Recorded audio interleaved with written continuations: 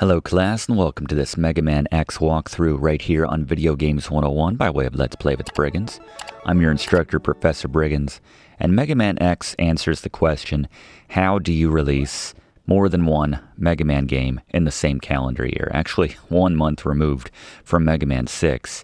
You slap an X on the end of it, and you kind of spin it off into a new series, and that's what we have right here in Mega Man X. And a good spin that it turned out to be, actually. This is a fantastic game, a fantastic series, breathes some fresh life into the Mega Man name, if you ask me. But yes, this is Mega Man X from 1993, as I mentioned, just a month after Mega Man 6 was released for the NES. We got X on the SNES. A lot of differences between Mega Man and Mega Man. Well, not a lot of differences, let's be honest. It's still very much a Mega Man game, but it's a good one. Not a lot of differences in terms of difficulty, actually. We've covered, at the time of this class, Mega Man 1 through 5 for the NES. We've done classes on all those games. And generally the score, the difficulty score, which I've always given to those games, is the same, which I'm going to give Mega Man X. On a scale of 1 to 10 in terms of difficulty, I'm going to go ahead and give Mega Man X a 5 out of 10. On the frustration scale, this equates to throwing your controller across the room, possibly because you didn't have the right weapon for the right boss, don't know how to beat the bosses. That's why we have Gary. That's why we have the Mega Man X boss order, which we recommend, and we will be revealing on the other side of the intro. So, got a number of tips and tricks about this game. Fluff has a lot of interesting facts about this game. Blaze has overviews on every single weapon. That includes the very hidden special weapon, which is a nod to the Street Fighter series, which we'll talk about on the other side of the intro. So let's run the intro and get into this Mega Man X walkthrough right here on Video Games 101.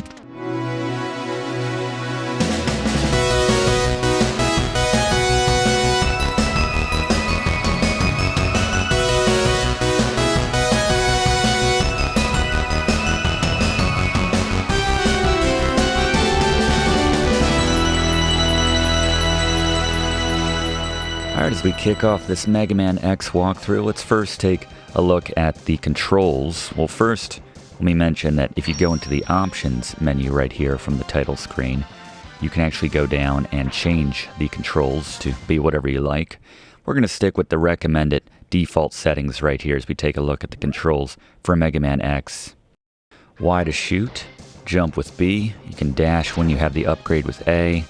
And a wonderful addition to Mega Man X, I have to say, is the ability to switch between weapons with L and R. Obviously, the NES controller doesn't have those buttons, so that wasn't a possibility, but yeah, select would have been nice in the case of Mega Man, just to toggle through your different weapons. But yeah, save a lot of time. You can go into your menu if you need to with start, maybe refill your health with a tank. Double tap a direction also to dash, and you can kind of climb walls by pushing into the wall and jumping. If we take a look at the Briggs notes now, the keys to beating Mega Man X. First, follow the best level and boss order. We haven't gotten into that yet because we have to play this little prologue stage first. Just a heads up, we'll be getting to that in just a moment. Secondly, use Gary's boss beaters once we get to those bosses. Get all of the upgrades. We'll be showing you the locations of every single upgrade in this game, generally with the most efficient order of doing it as well. Number 4, always be charged. Holding down that Y button helps you out. And lastly, use the acquired weapons liberally. The Horming Torpedo in particular is nice, but Blaze will talk about that.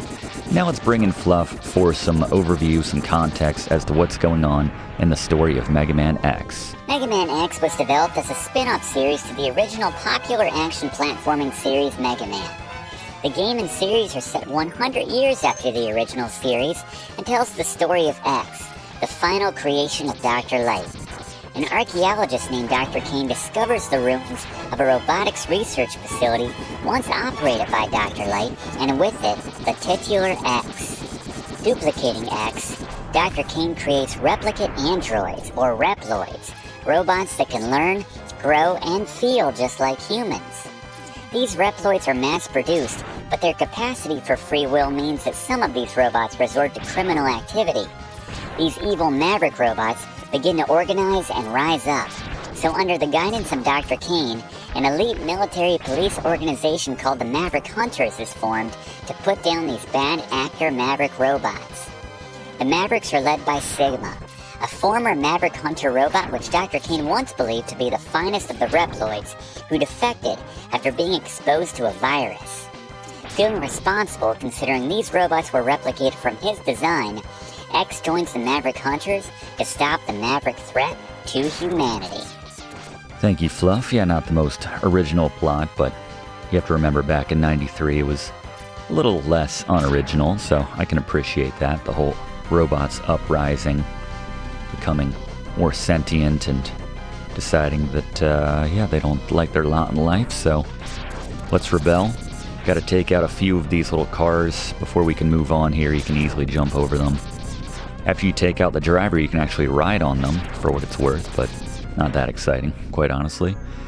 So destroy 3 of those, and we're going to be treated to a mini cutscene right here with Vile, this character's name is. Fluff has a fun fact about this character a little bit later, but this is an unwinnable battle right here, so just be a good sport. Get slapped around a little bit. Be very careful when you get low on health. You want to keep your distance. Once you get down to probably one more hit right here. Hit us, and then hopefully he'll back away. Now he'll hit us with a paralyzing shot by design, which will disable us. Just don't want to get hit before that thing hits you, as it will kill you in that case. So, looks like all is lost. Can't even beat the first boss. That's why we didn't bring in Gary, because again, this is unwinnable. Zero rushing in to bail us out here. Fluff has an interesting fact about Zero he's going to share with us a little bit later. For the moment, though, we're faced with a harsh reality that we're pretty useless at this stage in the game. Gotta go beat up on some enemy robots, some Mavericks. Get a little bit more powerful, find some power-ups, some upgrades. Next time X will take him down.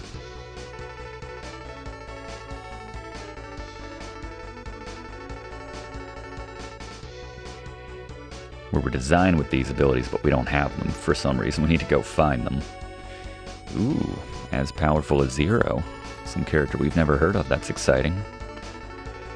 Scout ahead. Alright, good look.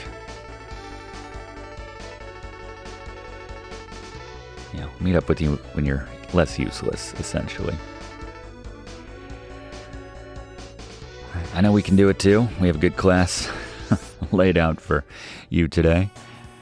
Alright, so time for the Mega Man X boss order. Now you'll see a lot of people arguing about what the ideal order is if you check it out online, which maybe you did, maybe that's how you're here. This is the order of boss weaknesses in this game, beginning with Chill Penguin, moving on to Spark, Mandrill, Armadillo, and so on. Each acquired weapon which you get from the previous robot is most effective against the next robot. Some people recommend a different order going out of this order simply because it's slightly, marginally more efficient, might save you, I don't know, a minute overall without having to go to an extra, but again, you have to use less than ideal weapons for each boss, so the bosses, the stages, everything will be much easier if you stick to this order, and it's still a very efficient route. We'll show you how to get every single power-up, so there you go. Let's begin with Chill Penguin. I should mention, if anyone ever disagrees with this boss order, even though this is generally accepted as being the best, pretty much everyone always agrees that Chill Penguin should always be your first stop. The reason being, he's very easy to take down with the Mega Buster, which is all we have at this stage. But perhaps more importantly, this is the stage where we get arguably the most important upgrade of the game in the dash ability. Probably is the most important, so we'll grab that very soon, and that makes the rest of the game a lot more manageable, which is why pretty much everyone universally agrees, begin with Chill Penguin. Most of the enemies and the platforming here is very straightforward, so let's bring in Blaze early on with an overview of the basic items you will find and pick up in Mega Man X. Alright, the basic items you'll find in Mega Man X, not too dissimilar from those you'll find in the original Mega Man series. I like the animation of these. You have the small and the big health icons. These are worth 2 meters of health and 8 for the big ones, small and big respectively. Same thing for the weapon, you have the small ones and the big ones worth 2 and 8. And then classic, the Mega Man helmet is worth an extra life. Alright, thank you, Blaze. This early part is a good chance for you to get familiar with the jumping off the walls concept. Basically just, as I said, move into a wall and jump as you're pressing against that wall to stick onto it and jump higher. As we get our first upgrade here, the leg upgrade, which we just mentioned. We always get a message from Dr. Light when we find one of these pods from 100 years in the past.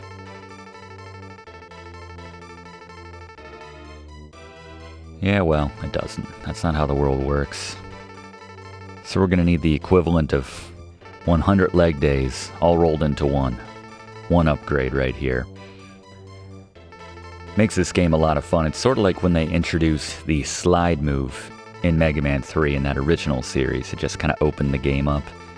And as great as Mega Man 2 is, maybe overall the best game of the series, it's just, you know, you love having that slide move on the ground. It just kind of opens things up, makes everything feel a lot tighter in terms of the controls.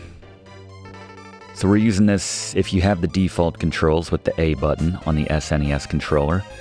As I mentioned, you can also double tap left or right to use the dash move. Plus it looks sharp, it's a little contrast there, I like that, makes the suit pop a little bit. Makes this look less like the original Mega Man, which is nice for a change. Important to mention that you can also do a dash jump as you launch into a jump as you're dashing. Gives you a lot more speed so we can clear enemies like this. It's just fun for getting around, you know? You can bypass little chunks of the stage here and there. Get our first little mech robot here that kind of Vile was walking around, and we can dash with this as well, take down some things we wouldn't normally be able to take down as X. We can jump and bail out like this to get to this area up here. There's a heart container upgrade which gives us a bit more health hidden behind one of those little igloo type pods, but we can't actually access it until we have the weapon from Flame Mammoth stage, so there you go. Some people mention going to Flame Mammoth stage first before you go to Chill Penguin, because Fluff is going to mention there's a number of changes which are applied to the stages as you beat other stages, and you get to see Flame Mammoth stage in its original intended form, but I digress. This is the stage to start on, and let's go to Gary for our first boss beater. It's Scary Gary's Boss Beater. Our first boss in Mega Man X is not very difficult at all. Chill Penguin. Just want to fire your charge shots. If you've got the fire wave, like on the second run through, during the boss rush, or the sort of boss rush in this game, use the fire wave, but you want to stay on that left-hand side, climb the wall when Chill Penguin charges at you, or uses that freeze breath if they're too close, but get those fully charged shots off. You can sneak one in over those projectiles he fires at you if you find that sweet spot just above those projectiles so you don't hit him and you hit him in the head, but every now and then he'll jump up, grab that wire at the top, and blow some cold air at you, some snow, which doesn't hurt you, but if those ice penguins are on the ground, they'll go toward you. Doesn't matter if you're not frozen, really, but you can climb the wall and hit them there, but not a difficult boss. I've said way more than I needed to on Chill Penguin. You can never say too much, Gary. We appreciate it. You can see how much more health the Maverick bosses have than we do at this stage. We'll get there as we get more upgrades, but speaking of upgrades, now with an overview of the shotgun ice weapon we just got, here's Blaze. Shotgun Ice. This freezes enemies, and then when it hits the wall, it breaks into 5 shards, which blasts back in the opposite direction. If you charge this up, this creates kind of an ice board, like the Silver Surfer, which you can ride. It's not all that useful, but it looks pretty cool. Yep, Silver Surfer indeed. Thank you very much, Blaze. Yeah, we can't use it just yet until we get the Buster upgrade. Most of the upgraded weapons, the power shot, the charge shot, which you can do once you get that upgrade a little bit later, which Blaze will talk about as well, not that worth it. with maybe 2 exceptions. Again, hit R1 or L1 to cycle through those weapons we just acquired. If we go down, there's actually an upgrade, but we can't get to it just yet. We need a different weapon to be able to grab it. So for now, we're going to follow this route, avoiding the electricity, obviously, using dash jumps to get around quite efficiently. Mind these flying light robots here, these kind of butterfly-looking things. If you get hit at the wrong time, they can knock you into a pit, so just be ready. Sometimes it's nice to lead with a shot, especially if you know where they're coming from. That's the worst one right there, but... So we got a mini-boss coming up right here, which is actually one of the tougher ones of the game, so let's throw it back to Gary. Thunder Slimer is actually one of the more difficult mini-bosses, or bosses in general in this game. If you have the Storm Tornado, it's the weapon to use on him. Otherwise, you just want to fire some charge shots if you've got time. Otherwise, just unload as many shots as you can if you're next to him. Dash if he's above you, he's going to fire out those electric charges. Assuming you're playing the levels in this order, you can avoid the slime, or make sure to avoid the slime so you don't get stuck. That's very important. You can shoot those slime when they drop down, but just basically keep your distance as much as possible. Launch off the wall or just dash under him like we show. You'll take him down before too long. Thank you, Gary. Definitely getting some Super Metroid vibes from that mini-boss right there. Gotta say, I like the look of the level, I guess it's the level 1 charge shot, not the max charge shot as we have it right now. That one right there. Like the animation on that. Looks cooler than the fully charged shot, which we have at the moment. Once we get that Buster upgrade, which I've been talking about, then we'll have a 3rd tier to that. But yeah, right now, doesn't do a lot of damage, but it looks very cool. Looks cooler to me than the kind of generic Hadouken Street Fighter looking shot, which, not to be confused with the actual hidden Hadouken, which is in this game, which we'll show you how to get. Can't grab it until you have all the upgrades. That includes all the health upgrades, one of which is right here. Tricky jump, need to use the dash jump to make it, get as high as you can without hitting your head on that ceiling, but that's how you grab it essentially. Might take you a few tries, or more than a few tries, but you'll grab it eventually. There's an even trickier jump coming up in a future level, but get to that when we get to it. Got more of these light kind of butterfly type creatures coming up here, which makes more sense in this stage, the electricity stage, than chill penguins, but still. Be ready for them to try to knock you into the pits. That's why we say always be charged right there. Clear the pathway quite easily that way.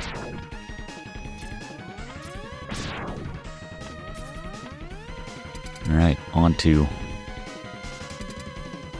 the scariest in stature of all of the Mavericks. Let's throw it back to Gary for tips on how to take down Spark Mandrill. Gary? Bospider. The Spark Mandrill. You want to fire the shotgun ice at the start. You'll freeze him. Follow this up pretty much half a second after he breaks free every single time. You'll get him in a loop where he can't get out. And just laugh and win. Yeah, not so scary when you do it like this. Good call, Gary. Kinda crazy. Just get into a nice rhythm. He can't do a thing. Just fire it off the left wall if you need to. Covers more ground. Alright, 2 Mavericks down. I like that color scheme on X right there, especially with the lag upgrade that we got already. Now with information on the Spark weapon, which we got from Spark Mandrill. What's the name of it? Blaze? The electric spark, this creates a ball, which when it hits a surface goes up and down. If you charge this up, this creates 2 tall walls of electricity above and below X, which shoot out in opposite directions. Alright, thanks, Blaze. We're moving over to Armored Armadillo now. 6.36 feet, 500 pounds. And he's got his Armadillo shield, which we can kind of neuter, take away his shell if we have the electric spark, which we just picked up. Gary will talk about that when we get there, but I'm going to ride this cart down, kind of stay more in the middle to the back, and let the spike in the front take down most of the enemies. You can jump right here to get a nice little launch, otherwise it'll probably bounce off and send you flinging backwards. Not too dangerous in terms of falling into a pit there, but just something to be aware of when you're moving at high speeds. There's actually multiple upgrades in this stage. There's one to the left of this crusher here. If you're impatient like me, just get hit by one of these Mets shots and then use your temporary invincibility to go through that crusher right there. Don't get touched by the arms of it, as that's a one-hit kill for you. You'll be dead. But yeah, you can use that temporary invincibility just to go over to the left through it right there. Or if you just want to wait a bit longer, you can wait till it falls into that pit and then head back to the left and pick up that sub-tank, which allows us to store energy. And essentially an E-tank, which we can refill as we pick up more health. So, superior to an E-tank in that regard. The heart upgrade, the health upgrade for this stage is guarded by, in a sense, another one of those. They're called mole borers. Specifically, I call them a crusher. That's a different type of enemy. We saw one of those in the prologue stage, but you would normally need the flame mammoth weapon to take down this mole borer before it gets to the heart container, which you need. So you need to get past it or destroy it. So if you're feeling adventurous like me, and let's see if we can do this without dying, take damage as close to the spiked end of that as possible without touching it, as again, that's instant death. And then just dash past it to get to here before it takes down the rock, which you need to climb on to get that heart upgrade. So that's the only way to grab that outside of destroying it, which you need the flame mammoth weapon to do that. So there you go. So now we're moving on to Armored Armadillo, boss of this stage. Just ride this all the way to the end. We'll come back here later to get that Hadouken, but again, we need to get all of the upgrades before we can grab that, so just go straight for the boss. And with tips on Armored Armadillo, here's Gary. Boss beaters. Alright, the Armored Armadillo. Want to hit him with that electric spark he got from that last level at the start. That'll cause his armor to shatter a little bit, to come off. Then he's much more susceptible, and his moveset gets a little simpler. Jump over his shots, return one shot of your spark, and when he charges at you, just go up the wall. Repeat this process, not too difficult. Thanks, Gary. Not too dissimilar from Chill Penguin in a way. Just kind of taking cover on that left wall. Do like that. It makes a lot of these boss fights quite a bit easier, actually. Just the ability to take cover all the way in the top corner of the walls. But anyway, what do we get from Armored Armadillo? Blaze. Alright, the rolling shield fires out a large ball-like shot which kind of arcs down, and if you charge this up, this creates a shield around you. It can destroy weak enemies or protect you from one hit from a stronger attack or enemy. Thank you, Blaze. Heading to probably the most annoying of the regular boss levels now in this game. Launch Octopus. Got multiple mini-bosses to contend with. There are some hidden things which we need to grab here in Launch Octopus. Well, there's always hidden things. There's a heart in every single level, but certainly in this one. As usual, the Mega Man underwater physics apply here in Mega Man X, so we have basically much less gravity once we're underwater. You can use that to make some higher jumps. Movement speed is affected a little bit underwater as well. But it's very satisfying just kind of vaulting over a lot of these, mind the spikes obviously, a lot of these enemies. See, we don't recommend staying too high above the spikes with some of the mini-bosses coming up here. We'll bring Gary in to talk about this guy in just a second. Once we get to the second instance of them, and they're much more difficult because we have spikes to contend with. Yeah, very satisfying doing the moon jumping under the water. These guys will suck you in, but no harm really. Just shoot your way out. And Gary? Bospider. Alright, the Anglerge. I don't know if I'm saying that right, but you want to prioritize the spikes or dodging the spikes, knowing where they are, not being sucked or blown into the spikes on that second run-in with this boss, or this mini-boss, I guess. Dodge the projectiles. You can kind of jump forward to avoid some of those a little bit, tease them or bait them, and they'll sometimes get out of your way, but just get off the shots when you can. You'll take them down. Yeah, just a little mini-boss, but deceptively difficult with it sucking you in and pushing you back out with those spikes there. So go over to this one here, the spout, ride it up, then get on sort of the left-hand side of this boat. Shoot the grabbers if they get close to you, but for the most part, just unload. Generally speaking, we're safe from those little torpedoes that it drops on that left side as well. But taking this out unlocks this bottom area where we have yet another mini-boss. Let's throw it back to Gary once again. Boss beaters. Alright, Utuboros.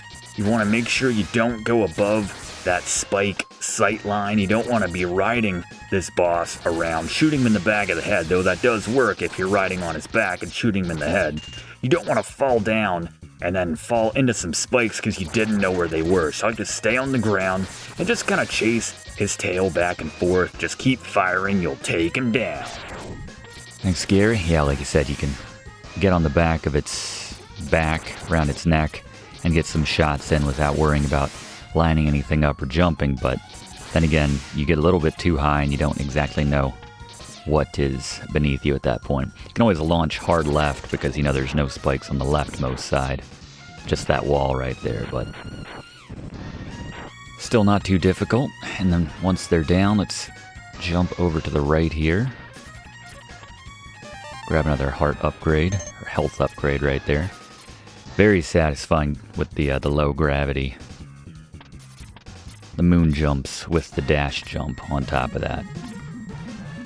A lot of fun covering a lot of ground like that. We don't need to ride that up to go to the surface of the water again. We have another one of those mini bosses we just fought. A little safer this time because we don't have to worry about the spikes beneath us, but he will come out of the ground, so just stay away when you see the ground starting to bubble up. While we're taking him on, let's go to Fluff for a Fluff fact I kind of alluded to earlier about Vile. Fluff? Vile's character has been widely speculated as to having been influenced by the famous bounty hunter from the Star Wars series, Boba Fett. According to Capcom character designer Naoya Tomita, it was actually influenced by Bubba Zanetti from 1979's Mad Max. I don't know. That gun, though. Yeah, I feel like he's just trying to throw us off the scent. I don't know, but that's fair. You'd see why I find this to be one of the more frustrating levels. Finally all the way through it, just too many mini-bosses, especially if you obviously want that hard container. But finally at launch Octopus, let's find out some strategies on taking this one down with our resident boss expert, Gary. Boss beaters. Alright, launch Octopus. You want to use the rolling shield. Fire it to clear out the projectiles he launches at you, then one more very quickly to hit him. He'll jump over you, just dash to the other side. Repeat this process. Just be aware that sometimes he will fire multiple rounds of projectiles at you instead of just one, so just be ready to fire. You should have enough ammo in the tank if it's full to take him down. But yeah, not an easy fight, not the easiest fight, but stick to this strategy, you'll take him down. Yeah, I could see. I could call this a street fight, just staying in close, taking out that first wave of little baddies that he sends your way, but pretty effective nonetheless. Probably one of the more challenging of the Mavericks themselves. But I'm told before we bring Blaze in, Fluff has a Fluff fact about this power-up. The Horming Torpedo was misspelled as Horming Torpedo upon the game's initial release in North America. This mistake was corrected in the 2005 remake, Mega Man Maverick Hunter X, which updated the graphics, added voice acting, and allowed players to unlock a mode in which they played as the aforementioned Boba Vile. Sorry. Easy mistake to make. Blaze, how about it? The Horming Torpedo, a very powerful, useful weapon indeed. These torpedoes seek out enemies on the screen. You can use it to make a lot of screens a lot easier for getting around. If you charge this up, this creates 5 more powerful seekers, but yeah, definitely make good use of the Horming Torpedo. Thank you very much, Blaze. Moving on to Boomer Kuwanger stage, and if I can put my Fluff facts hat on for just a second myself, I actually know that in Japanese, Kuwanger is the term for stag beetle, essentially. So this is basically, it's Beetle Boss right here. That's what he's meant to be, in case you weren't sure, with the pincers and everything. Probably also explains why it looks like we're in a sewer right here. If you go into those beams when they're active, you'll get tracked and shot by these enemies up there. For what it's worth, I just like to take these levels pretty fast because generally you can always find more than enough health upgrades, and it's just fun to dash around and completely ignore enemies. Like right here. Also that maneuver, which I think Gary mentioned as part of our Magician walkthrough, which we did a recent class on here on Video Games 101. By the way, link to that video in the playlist, which is in the description of this video. If you get hit by one of these enemies, you can use that temporary invincibility to go through the spikes in these things, for what it's worth. But you can also play safe by staying on the right side for most of it, and then only moving to the left right here. But yeah, those spikes are instant death, so keep that in mind. But yeah, with those enemies which were launching those torpedoes in kind of a arc formation, it's similar to Magician, where if you just get a little bit closer, like Gary said in that game, you can avoid getting hit by those as they track you and then commit to wherever they are. This is where you might want to use one of the Briggs notes we mentioned is to use your secondary weapons, or the weapons that you get, very liberally. This would be a good place to use your Horming Torpedoes, your Horming Torpedoes. One of these takes out most enemies with one hit, so for what that's worth, we're doing it the regular Mega Buster way here. Yeah, that's a fun... Yeah, probably should use one there, especially the fact that they respawn like that. But it's a very fun weapon to use, very effective in that you don't have to be accurate or anything. Just get the torpedo shot off and let it seek out your target. Does pretty decent damage as well. And essentially 2 shots worth. We're going to need to come back because we need Boomer Kuwanger's his cutter move to grab stuff, which Blaze will mention, so we'll come back as soon as we finish this level. And there is a way to exit the level after you've beaten it, so you don't have to go through to the very end again, even though at this stage we're almost at the end, we're almost at Boomer.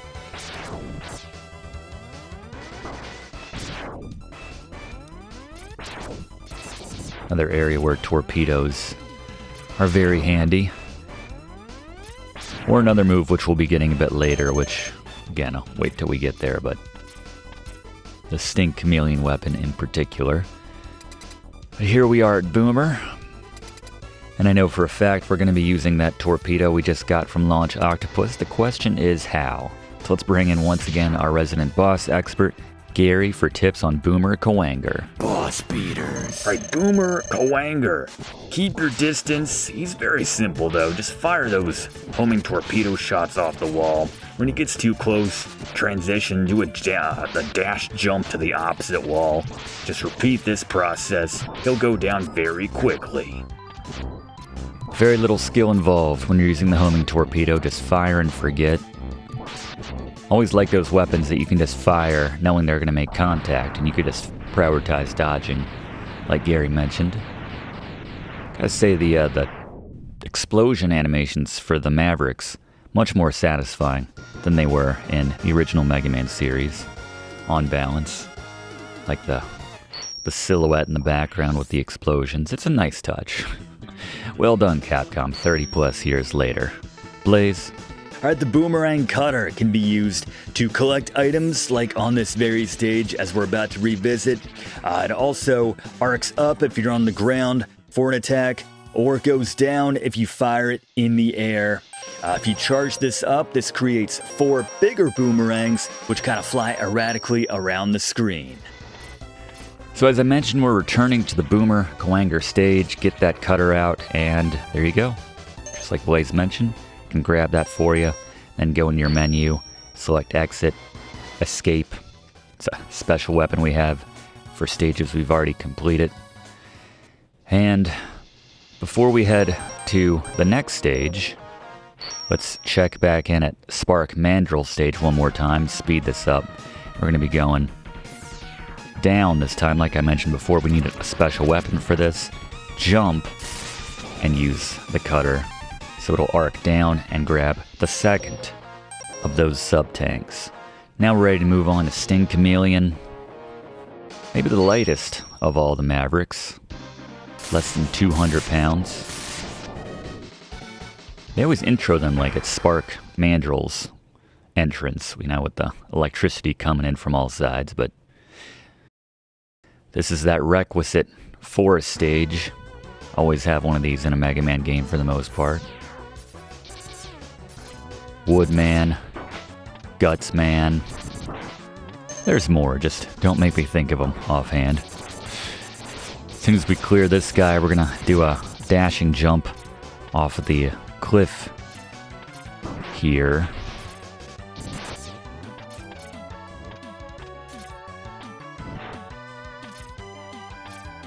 Off of this cliff right here, and settling for a very long mini-boss battle right here to get our next upgrade with tips on how to take down this guy. Let's throw it back to Gary. Boss beaters. All right, RT55J, you want to fire a charge shot at his head and dash under him when he jumps, and keep your distance to avoid the claw attacks. If you do like we show here, he'll just do the exact same pattern over and over again, which is why we have the 4th point. Have some reading material, because this boss battle takes a very long time. It's easy as sin, but it takes a very long time. Really does. Settle in. While we're settling in, let's at least be entertained by getting another Fluff fact about this game from Fluff. The aim of Mega Man X was to branch out from the original Mega Man series while keeping as much of the gameplay and concepts which made that series so successful intact. This led to the introduction of acquired abilities and upgrades like the leg upgrade, which gives X the ability to dash.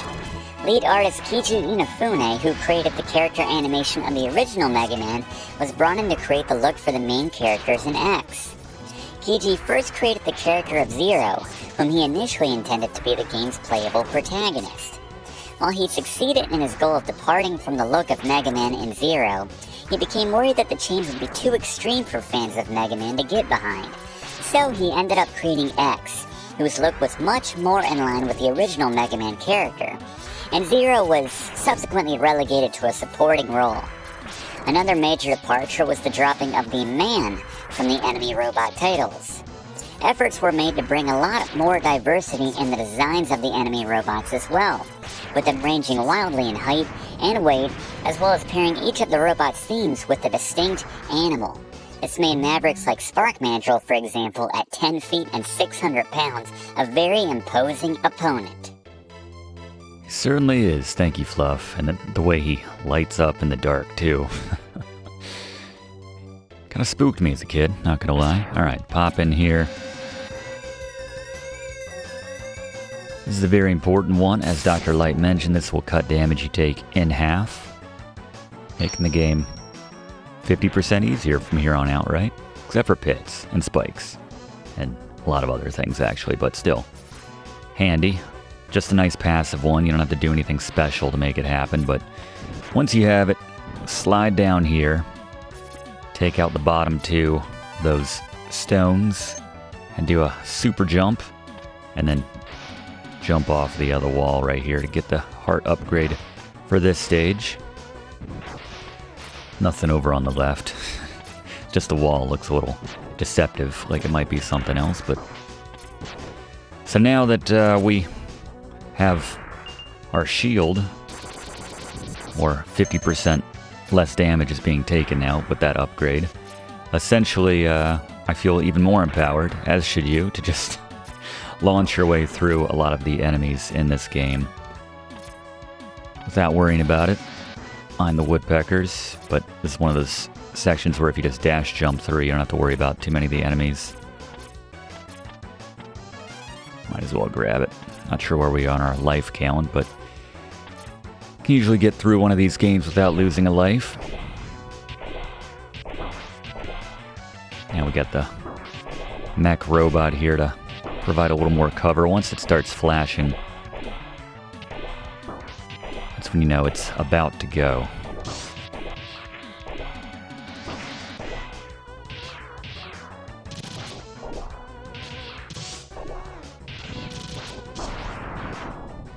Pretty powerful, in case you couldn't tell, with the... I wish we could take that into fight, Sting Chameleon, but since we can't, let's go back to our resident boss expert, Gary, for tips on how to take down Sting Chameleon.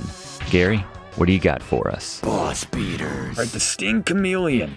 When you use that Boomerang Cutter from the ground, just stay on the side. He'll drop down, jump. You can dash underneath him. Repeat this process. Remember, if you're on the ground, the Boomerang Cutter goes up, which is where we want it to go to hit the Sting Chameleon, but very simple with this pattern.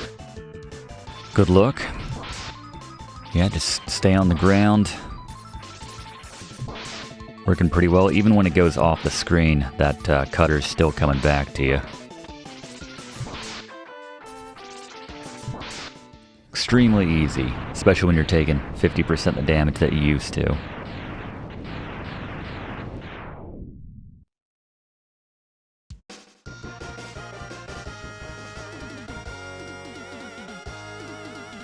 Alright, so let's bring in Blaze now to talk about the weapon we just got. Probably the most important second level weapons we get. Blaze? The Chameleon Sting fires out a ball which turns into 3 green spikes. Very cool looking. But if you charge this up, it's especially powerful, as this gives you roughly 10 seconds of invincibility. And there you go. Yeah, the second tier charge, which we still can't do, but we'll get there. But yeah, that invincibility is extremely useful for some of the later stretches in this game, in the Sigma levels in particular. As we move right along to Storm Eagle's stage. Very majestic looking when the wings are extended like that. I like his stage taking place at an airport, essentially. Couple hidden things to find in this one. I like to have these homing torpedoes ready for these claw grabber guys. Sometimes one appears on the left, but once you get to roughly the top of that platform, you can launch off of it right there and grab yourself another heart container, as our health is now on balance with our weapon ammunition meter. Ride this all the way up. Let this guy just take you over, but yeah, take a little damage when he explodes. I'm gonna take care of that little turret and then stay on this thing for a second, ride it up all the way, and then blast through the glass right here to enter this area. As soon as you take down that guy, the glass will blow out, but you'll get another of the sub-tanks right there. We should have 3 now. Homing Torpedo, very effective against the flame turret guys here.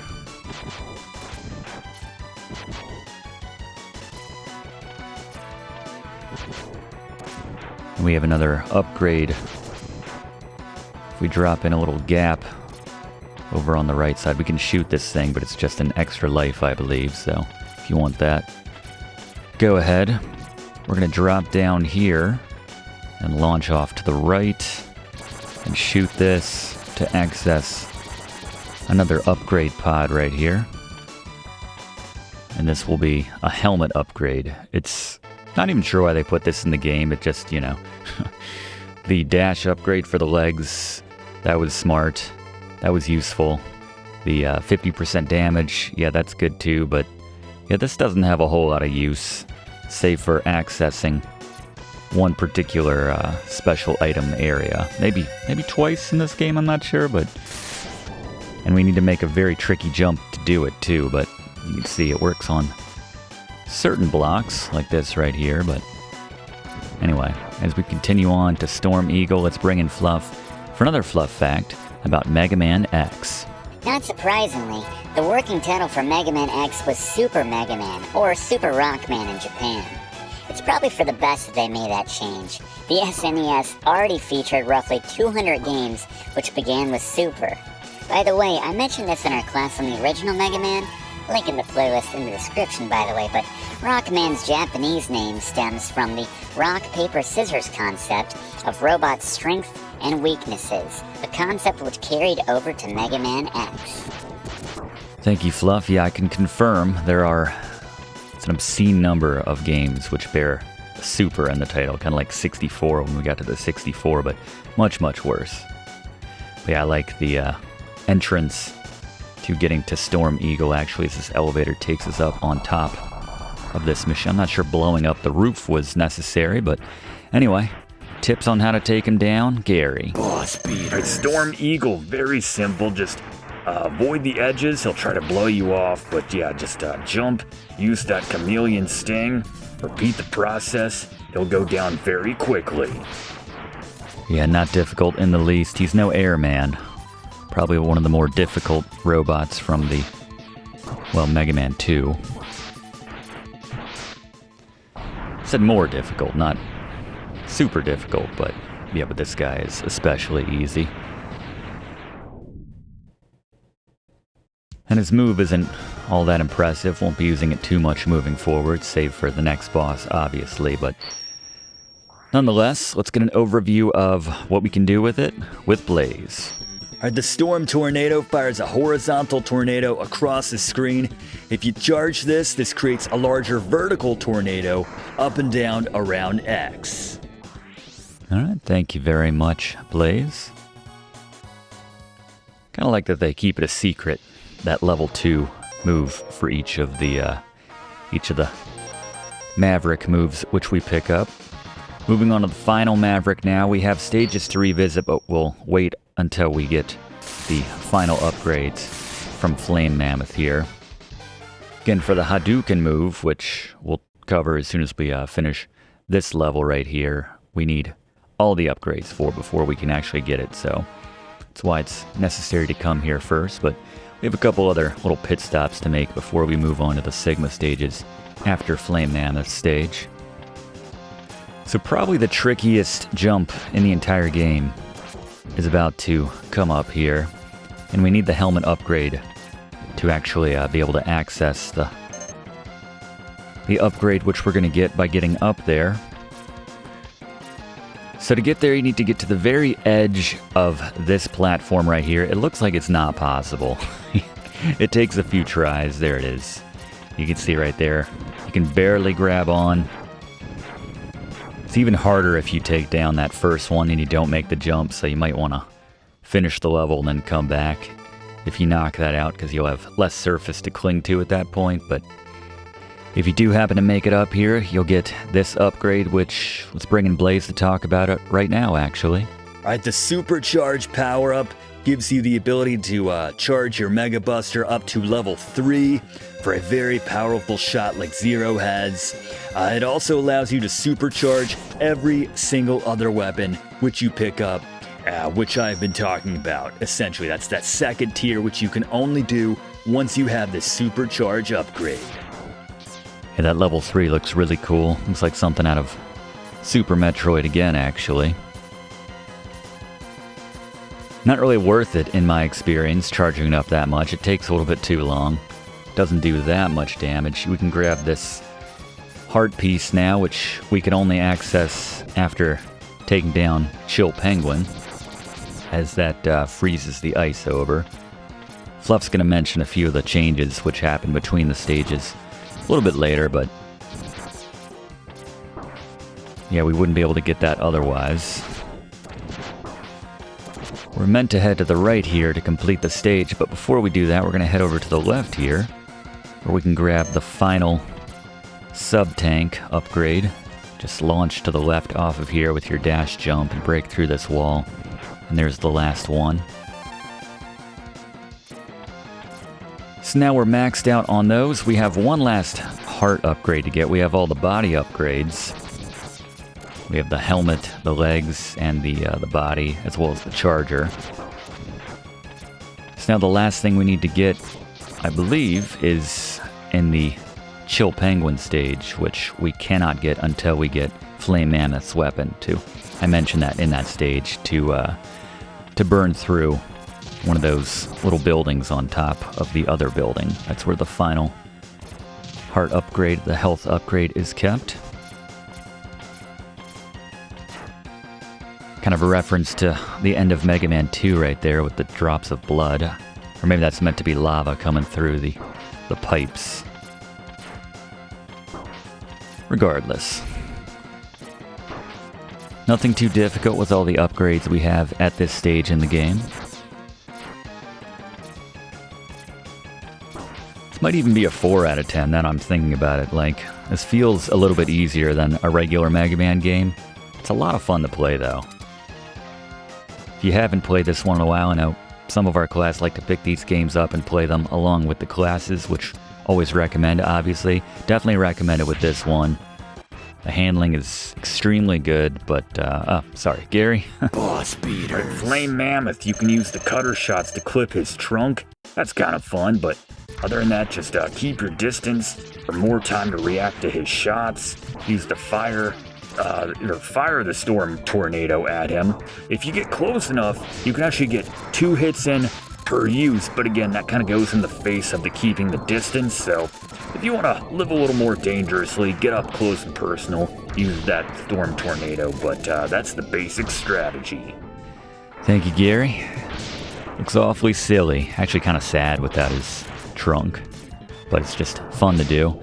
Can't shoot out the oil slicks when he does that. Light those on fire. But there you go, the final Maverick taken down. And we get the final weapon right here from Flame Mammoth.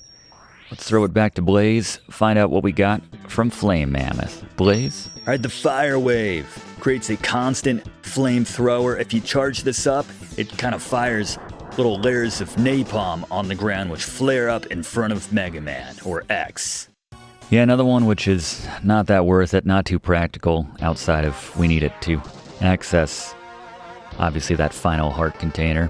So this will happen regardless. After you take down your final Maverick, you'll get this little scene here, but don't worry, we can still go back to any stages we like. I don't know why we had to meet out here, I don't know. That's fine. So we're going to head back to Chill Penguins very quickly. Jumping ahead here. Getting the suit and jump out of it. The mech suit right there. Use your Flame Mammoth weapon and grab that heart upgrade. And now for the craziest secret weapon in this game. Armored Armadillo stage. Go to the very end where that, this cart launches you off. And then launch off of it with a jump. Grab this. Takes about 4 or 5 times. You can kill yourself or just restart the level, but eventually this will appear in its place. And Blaze? Alright, the Hadouken. If you put in the work and you want to grab this nod to the Street Fighter series, this will defeat any enemy or boss in a single hit with the exception of the final bosses. But to do it, it's the same button combination as in Street Fighter. The down, down left, and left, or down, down right, and then shoot. Do this, and if you execute it properly, X will even let off a little Hadouken, and again, kills any enemy or boss, most bosses, with a single hit, but you have to have full health to use it. Gotta mention that as well. Full health necessary to use the Hadouken. It's kind of crazy. It's the Hypno Blow of Super Ninja Boy. something I've referenced before. There is a move in that game which is ridiculously expensive, but I remember playing that game as a kid, putting in the time, the effort, to not only make the money to afford the Hypno Blow, but also to find it. Not easy to get, but yeah. The guy mentioned you can use this to kill anything in one hit. It's like a single use. And my brother and I were thinking to ourselves, it's not going to work on the last boss. Totally worked on the last boss. So Hadouken in this game, same idea.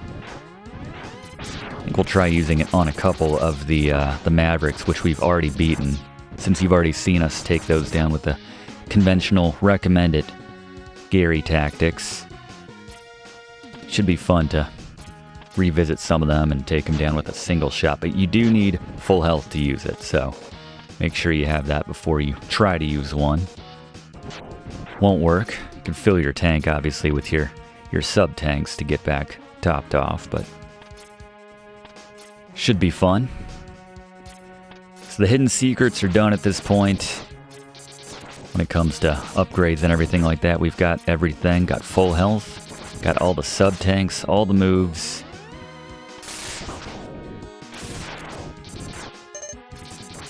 Does look very cool.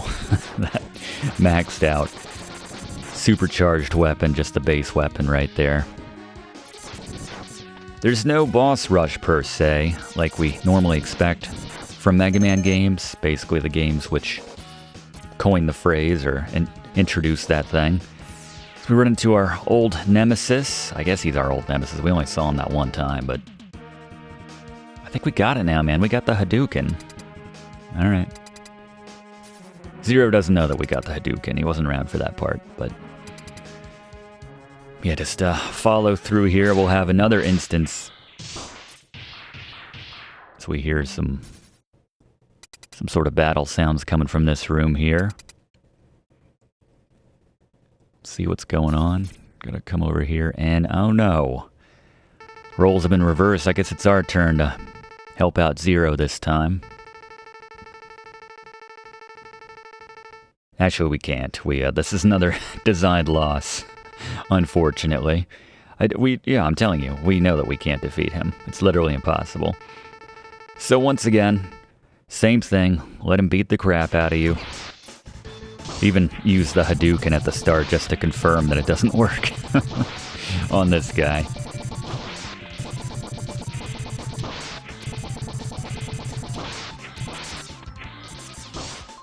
Sorry for the shot, Zeros. Yes, better said, it kills all enemies and bosses in one hit except the final boss and the ones that you can't actually kill, like Vile right here.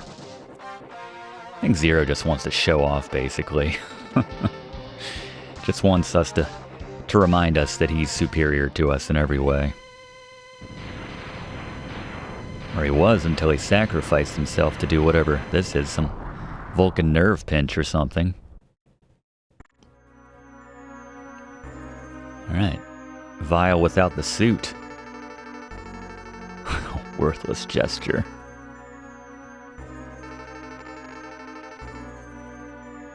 He's so Boba Fett, I'm sorry.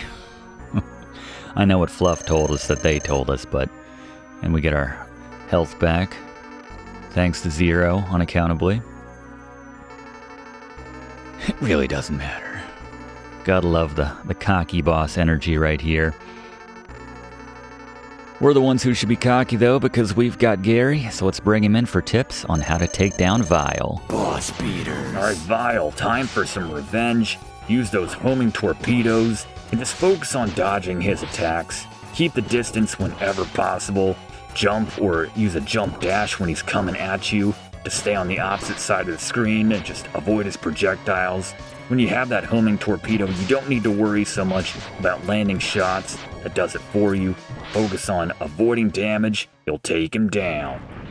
As always with the homing torpedo, thank you very much, Gary. Not so cocky now. Well, he's dead, so. Guess it makes us switch back to our generic weapon here. A little blood coming out of his mouth there.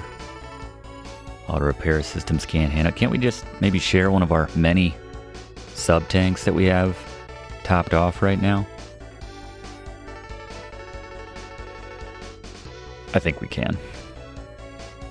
As I was just saying, I don't even think this game's a 5 anymore. I think it might be a 4, but we'll stick with the 5. Good opportunity for us to use our level 3, or I guess level 2, Chameleon shield right there. Just dash through and go all pinball in that section. And then use it one more time here because this part is, it's kind of frustrating without it. Actually, I'm going to see if I can't top off my energy so we can use a Hadouken for our first boss rush rehash right here. I forget who's coming up next, but we've already taken them down. Charge up that Chameleon Sting again. And this should give you, if you're quick, enough time to get up to the top right here. Let's get on this ladder. And that should do it. Alright, let's see if we can pull off a Hadouken successfully on, who we got here? Alright, on Cockroach King. It's so satisfying, class. Highly recommended picking it up if you have the means, to quote Ferris Bueller, but pretty fantastic. Good to demonstrate the power of that ridiculous move. Ridiculously overpowered move. Another stretch where if you want to use the Chameleon Sting, go ahead. Probably want to save some for the actual bosses, which we'll need it in a little bit. So the boss rush is kind of spread out between a couple stages, and you get these little gaps between each of them, especially in the next stage. We have a proper, unique boss here, so Gary? Bospider. Alright, Bospider, Bospider, I don't know. Just use the rails to determine where he's going to go. He's going to hit every single line, basically to transition from one area to the next, so you don't have a whole lot of time to determine where he's going to end up, so you have to think very quickly. But once you know where he's going to be, keep some distance, have that shotgun ice blaster out ready for that split second when he gets down to the bottom and his eye opens up. You want to hit him, take him down after a few shots. Good luck. Good call, Gary. Yeah, they like this mechanic, and you see this every now and then. I know, Mario Party used this for, like, dropping down chests through the pipe. You had to anticipate where it was going to end up based on the snapshot they gave you, all the different pipes. I think they used this in Mario 3 maybe at some point as well. I don't remember, but yeah, you definitely see this before. They just give you a split second to see the layout and then process it in your head as to where he might, like, I didn't do it right there.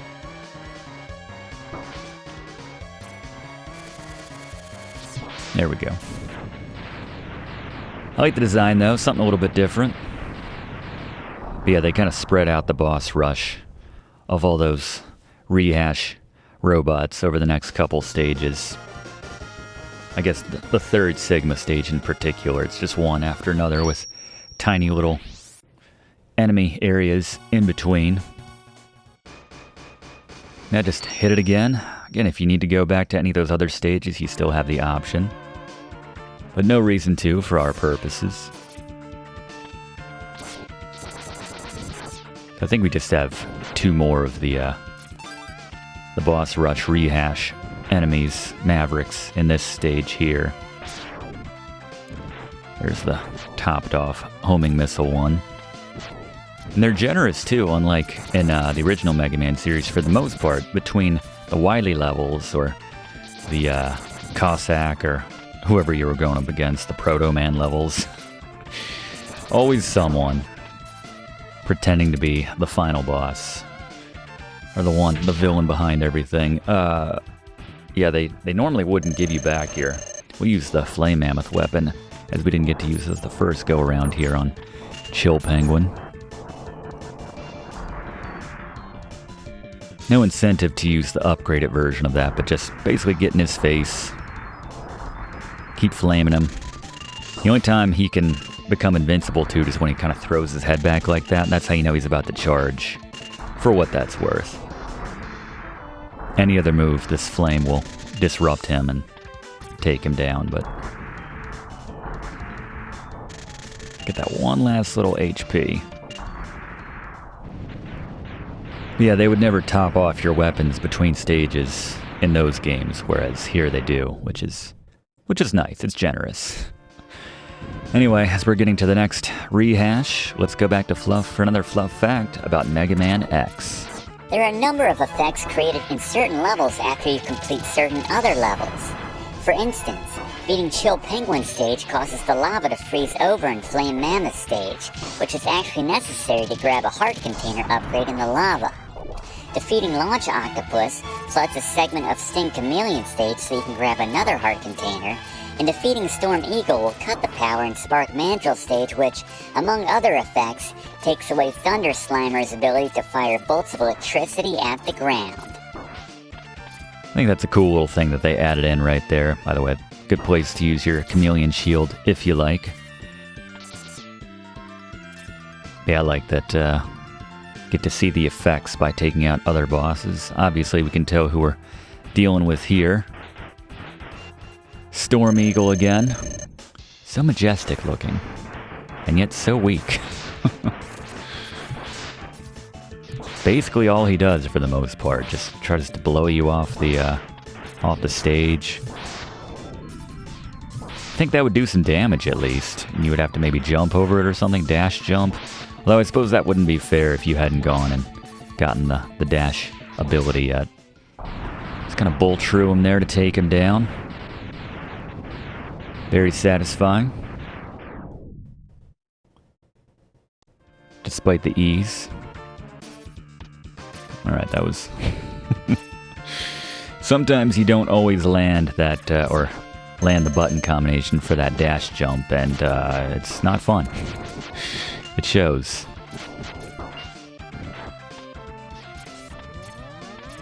Another area where you might want to use the Chameleon Shield. Just to get through the frustration. Especially now that we know that we don't need it for Storm Eagle once again.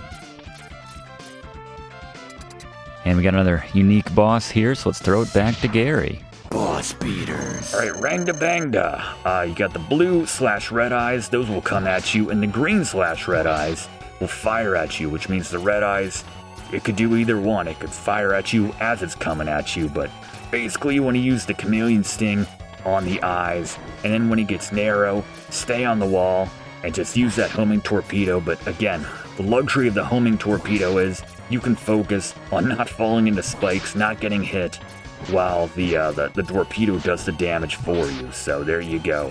Repeat this process to take him down. Thank you very much, Gary.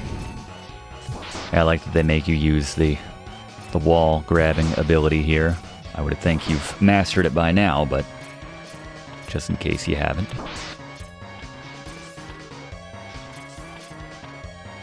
So I misspoke, actually. Apologies for just telling you to go ahead and make use of the Chameleon Sting, as it is a viable weapon for this boss right here. Use the charged homing to land some extra damage on this guy. There we go. And those spikes disappear.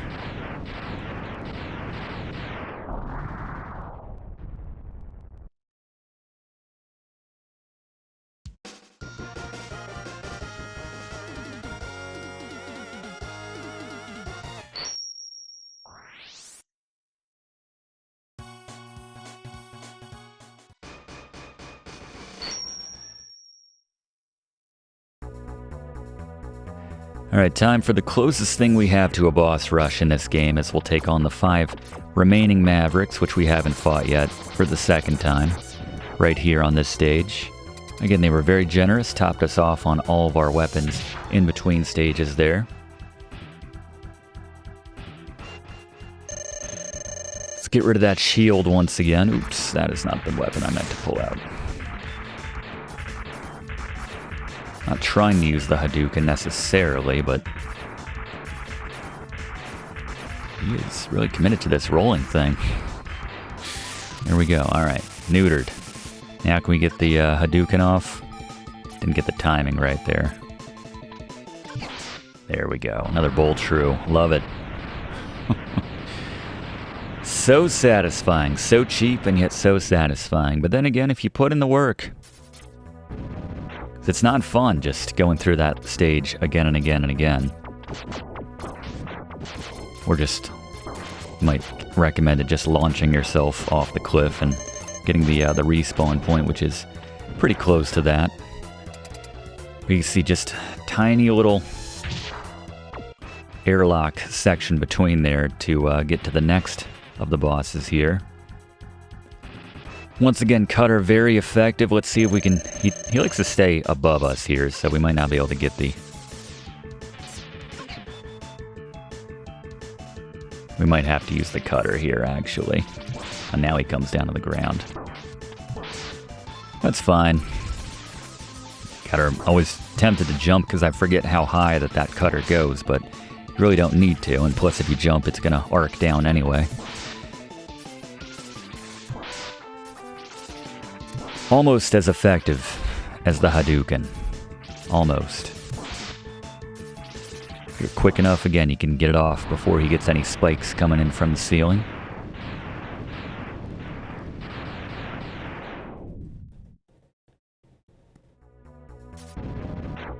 Another little alleyway here. I guess this will take us into the drink.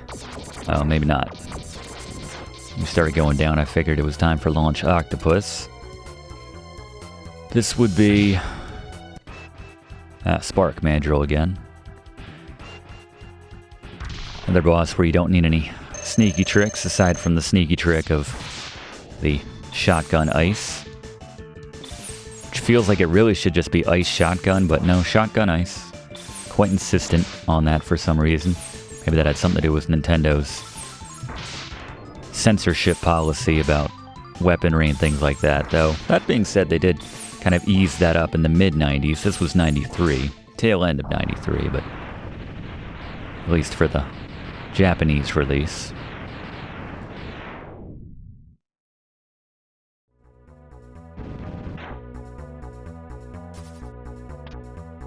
Now we're going into the water. Little puffers just suck you in. Don't even do any damage if you get them quickly enough. Try to launch you into another enemy, but yeah, it's nothing to be concerned about. If you need to replenish anything, we'll go with the Cutter right here.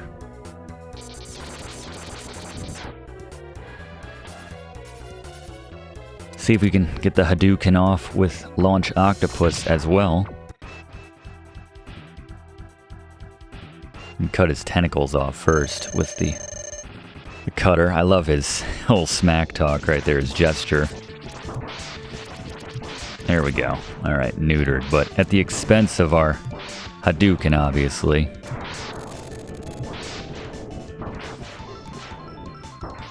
Just getting up close and personal with this shield move right here. It really is just a street fight.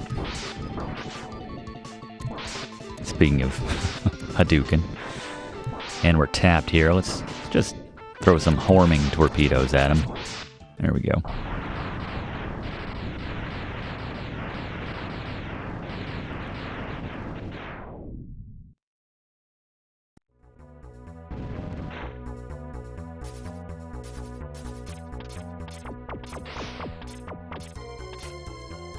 Gotta use the Chameleon Shield here if you want to grab a couple replenishing items over here. Not necessary, but why not? We have it. You can top it off as well right there. And yeah, just get through that little sensor right there, using it one more time. And this should be the final of the quote-unquote boss rush here with Flame Mammoth. Let's see if we can get the Hadouken off on him. Oh, he's jumping. There it is, alright. I don't know, it's even more satisfying on a big target. Feels like we're landing one on E Honda or something.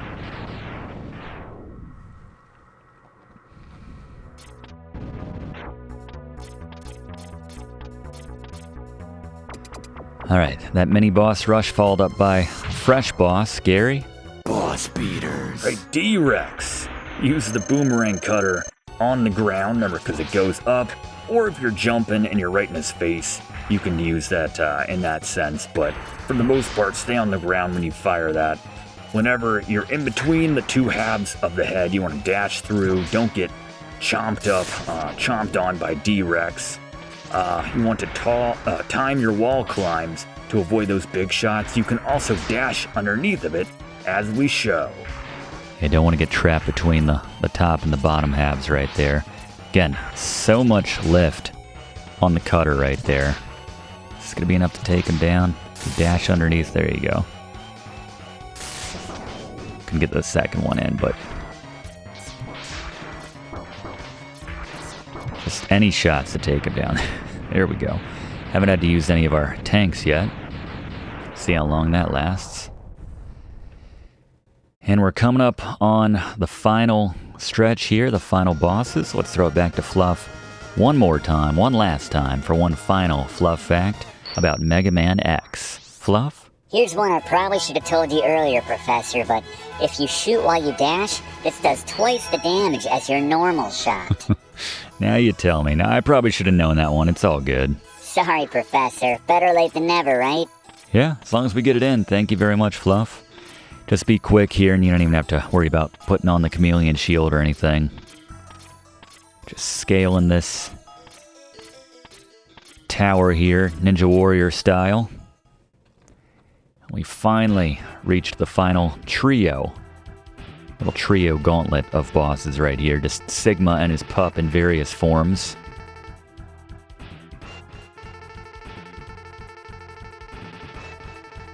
More cockiness on the part of the final boss. Gotta love that trope. Alright. Well, let's see if Gary's got some tips on how to take down Sigma's pup. Gary, what should we do?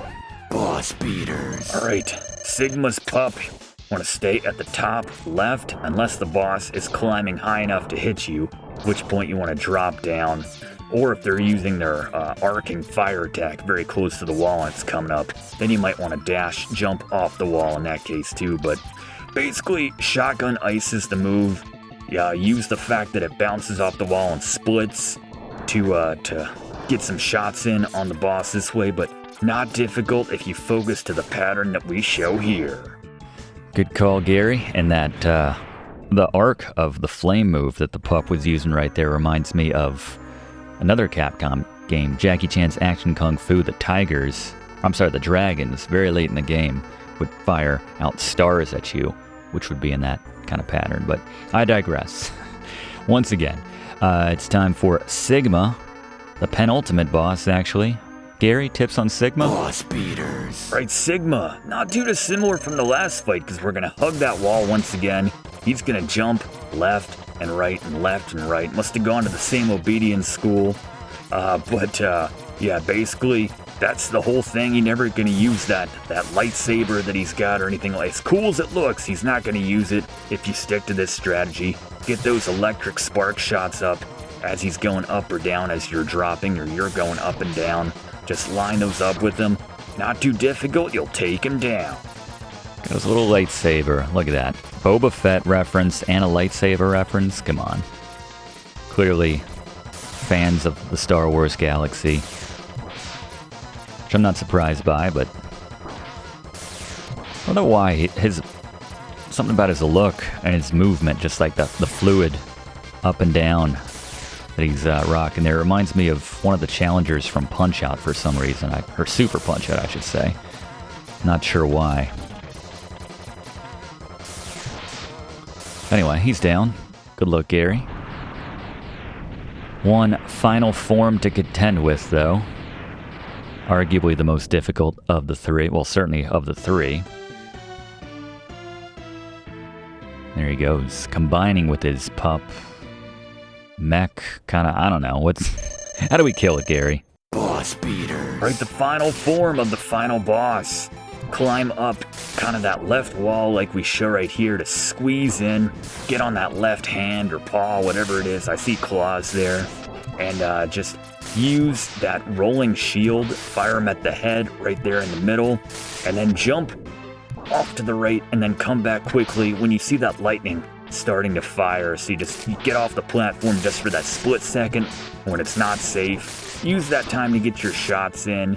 But as you can see here, not too difficult. If you follow this strategy, use your sub-tank if you need to top off your health on demand, but there you go. Do this, and you have beaten Mega Man X. Congratulations.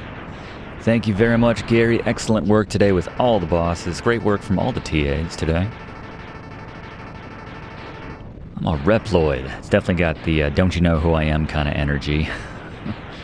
Can't be destroyed by us, and yet... yeah, why have you done this to us? We're like your children, if what Fluff said is accurate, you know? All made from his DNA, if you will. One robot from another. Another trope, standing in the distance as the boss's lair explodes in the distance. In this case, crashing to the ground. I don't remember it being on a floating island right there. We didn't get the cutaway like we got in the old Mega Man games, seeing Wily's base from afar. But there you go. The war has ended for now, till Mega Man X2. Another great game, which we'll do a class on in time. Well worth playing. I guess we're talking about Zero in that case. I think he's the only one who really sacrificed himself for the victory.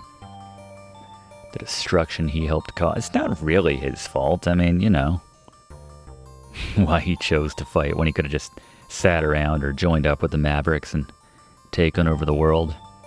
Was there another way? They make it sound like this is the bad ending or something, like we made a mistake right there.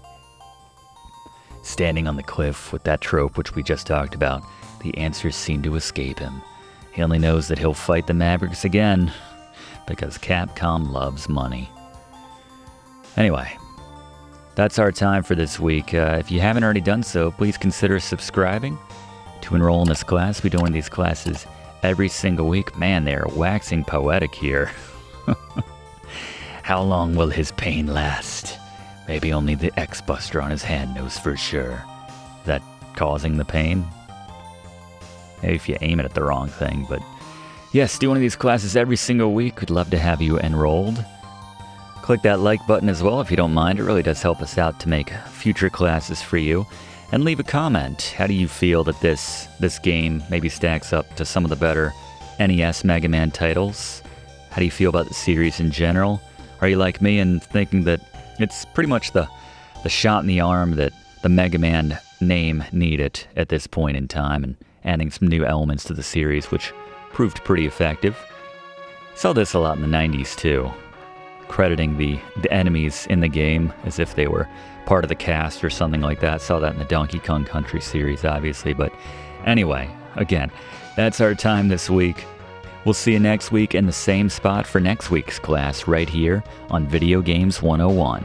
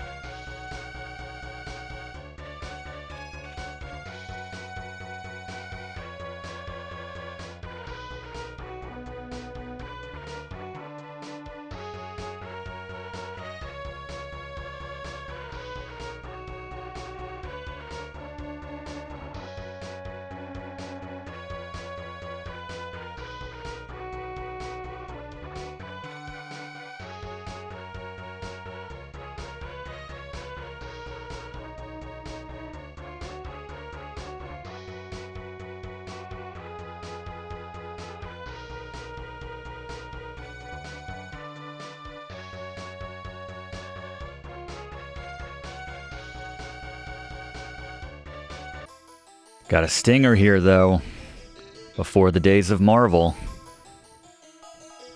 Sigma. Not done yet. I mean, I think I already mentioned there's a Mega Man X2. I think most people already know this, but yeah. Setting it up here, post-credits. Nicely done. Nicely done. We'll see you next week. Thanks for watching, and don't forget to like and comment on this video and click subscribe if you haven't already, as this seriously helps me to keep making great content for you. And check the description of this video to see what song is playing right now.